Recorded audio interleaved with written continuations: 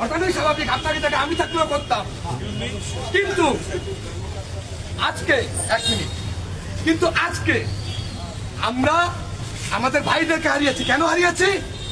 আমাদের ঊর্ধ্বতন অফিসাররা জানতো শেখ হাসিনা পালাই যাবে। আচ্ছা, তাহলে আপনারা কি করছিলেন?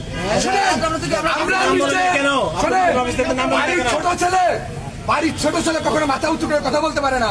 আমরা বাড়ির ছোট ছেলে, আমরা 2 লাখ নিম্ন পদস্থ কর্মচারী, আমাদের করার কিছু থাকে না। আজকে পুলিশ অফিসাররা আমাদের ভাইদেরকে মৃত্যুর হাতে তুলে দিচ্ছে, আপনাদের হাতে। বাধ্য তারা আমাদেরকে সেভ করতে, আমাদেরকে সেভ করে আমাদেরকে যদি বলতো শেখ হাসিনা পালাই যাচ্ছে, তোরা পথ ছেড়ে দিয়ে তোরা চলে আয়, এই কথাটা তারা আমাদেরকে কখনো বলে নাই। শোনেন, আপনাদের সঙ্গে পুলিশের কোনো বিরোধিতা নাই। আপনাদেরকে আমরা বলবো, আপনারা প্রচার করেন আমরা সুষ্ঠু পুলিশ চাই, সুষ্ঠু অফিসার চাই।